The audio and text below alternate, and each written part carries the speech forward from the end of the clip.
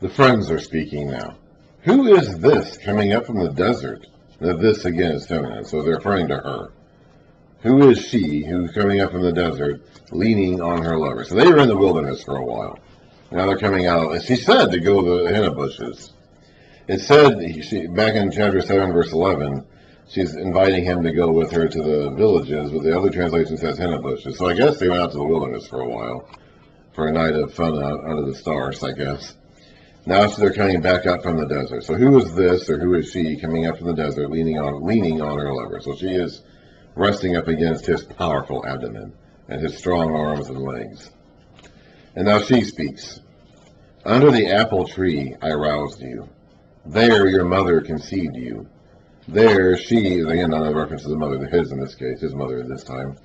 There she who was in labor gave you birth. Place me like a seal over your heart, like a seal on your arm. For love is as strong as death. Its jealousy unyielding. There's that. Okay, so now, this is actually kind of important. For love is as strong as death. Its jealousy, or its ardor, unyielding as the grave, which is Sheol. It burns like a blazing fire, like a mighty flame, like the very flame of the Lord. That's capital L-O-R-D, Lord, so Yahweh, or Jehovah. Mighty waters cannot quench love. Rivers cannot wash it away. If one were to give all the wealth of his house for love, it or he would be utterly scorned. This is actually really important, because now we're seeing, okay, so up until now, again, this is halfway through the story. This is halfway through the timeline. Up to this point, God has not yet revealed to mankind what he's planning on doing for him after death someday. So Solomon, we read about in Ecclesiastes, Solomon as the teacher doesn't know what's going to happen after he dies. He knows he's going to die. He knows everyone's going to die. He doesn't really know what's going to happen after that. Okay? And we've been reading about that since the beginning. When God came to Abraham, he didn't get him out of Ur of the Chaldees by promising him eternal life after death someday. He promised him with making his name great and having a great kingdom or nations that would come out of him. Not that he himself would live forever, or that he would be resurrected to live again forever after his death. There's nothing about that anywhere in the works of Moses. Okay, but here we are seeing something, and we read before about how, there's nothing, the grave is never full. Like there's nothing. The grave is never satisfied. It's always wanting more. But here we are seeing there is something that is as strong as death. Now we're not calling love stronger than death yet. We're not saying yet that love can defeat death. We're not getting that far with it yet. But we are saying here now that there is something as strong as death.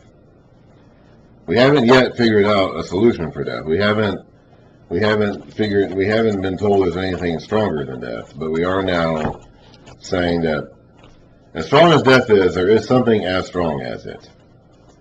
There is something that can stand up to death. Can't defeat it, not yet at least, but there is something that it can stand up to it. Now in this translation says friends. These probably aren't friends. These are probably the girl's brothers. Remember way back at the beginning of the song, she referred to her brothers, and now the brothers are speaking. In this translation, the heading is friends. It's not the same group of friends who were speaking before, I don't think. Because the end of this book goes back to the beginning and gives us some more information about how Solomon and Shulamith met. We have a young sister, and her breasts are not yet grown. What shall we do for our sister for the day she is spoken for? If she is a wall, we will build towers of silver on her. If she is a door, we will enclose her with panels of cedar. That basically is saying if she is promiscuous or not. Is she going to be a wall and keep herself pure and chaste for her day, for her man? Or is she going to be a door? Is she going to allow her open up and let anyone come in who wants to come in? The beloved speaks now.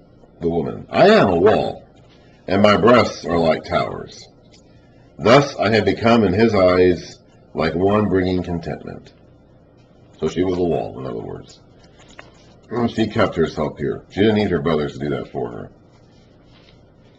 Solomon had a vineyard in Baal Haman. This is back to the vineyard idea again. He let out his vineyard to tenants. Each was to bring for its fruit 1,000 shekels of silver.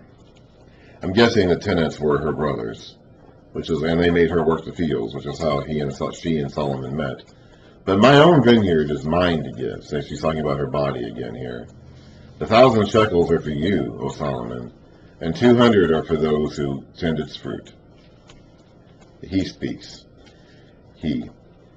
You who dwell in the gardens with friends and attendants, let me hear your voice. He wants her to speak to him some more. And now this is it for the song. She speaks again. Come away, my lover, and be like a gazelle, or like a young stag on the spice-laden mountains. That's it. That's it for the Song of Solomon. Or Solomon's finest song, or the Song of Songs, which is Solomon's.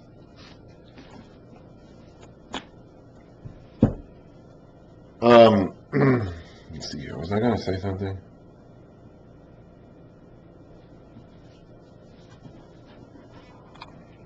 I thought there was something that I wanted to bring up.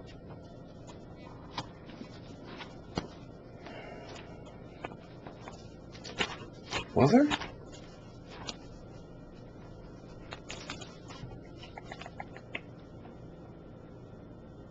Oh, yeah, it is interesting. There is one thing I did want to say here. It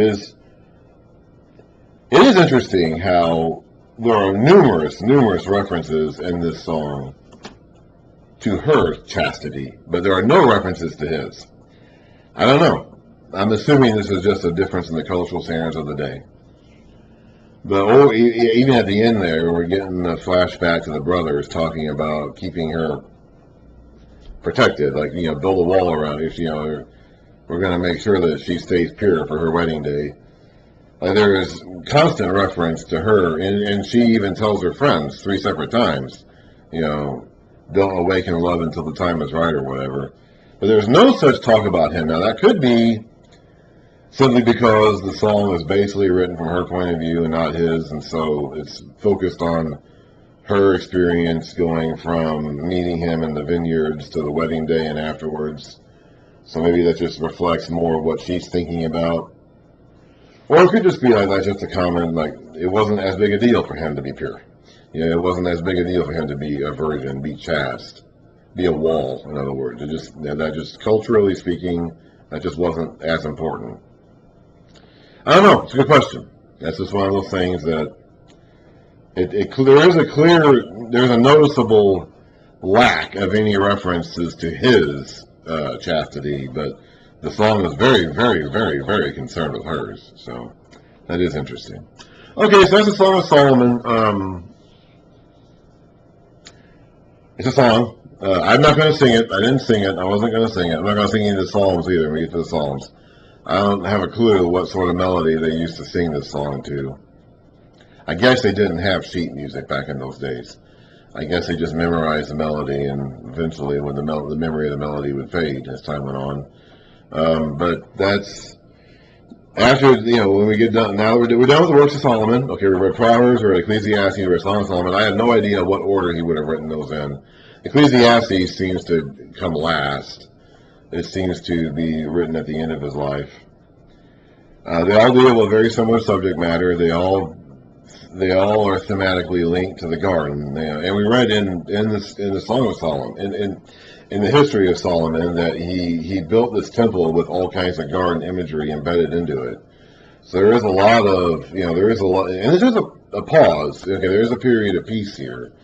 And during this time, I think we look back to the garden, and we were trying to live as we would have lived if we had never fallen out of the garden. Of course, it doesn't last. So next time we're going to be going forward again. We're going to be picking up the narrative in Kings and Chronicles and reading from forward. This ideal state of being did not last very long. Okay. This brief period of time where Israel was recreating the garden does not last more than a few decades at most. Basically from Solomon's And even at the end of Solomon's reign, it was already starting to come apart with some of the opposition he was encountering in his later days. The 5 years into his son's reign, they're going to, almost immediately after Solomon died, the kingdom is going to split. And in the year 5 of Rehoboam, Solomon's son, the temple is going to be plundered, and a lot of that treasure that he accumulated, Solomon did in his day, is going to be taken. And so we're not going to stay in this garden on earth very long. It doesn't last very long. So we're going to be getting back to the narrative again. And then as we move forward, we'll be branching off into the prophets. We've read Job, Proverbs, Ecclesiastes, Song of Solomon. I'm saving Psalms to the very end of the Old Testament. So we've read most of the non-history books. We've read the wisdom books basically now. And so we got the rest of the history to go through. And as we do that, we're going to be branching off and reading through the prophets. It's going to take a little while to get to the prophets, though. The prophets don't really start coming along until about the 700s BC. A couple of them a little bit earlier than that, but we've still got a little ways to go before we really get to the prophets. We got to get through the schism where the kingdom splits, and we got to kind of get down to the time of the corrupt kings, those are the ones the prophets are really coming to speak to. So we're still a little ways away from that, but we'll get to that soon enough. And that's what I'm looking forward to. That's actually kind of the main reason why I'm even doing this whole series of videos is to do the prophets. So I'm looking forward to that. It's taken a year, almost a year. I started this video series at the end of March last year. It's now March 8th. So close to a year, 12 and a half months so far. 11 and a half months, excuse me.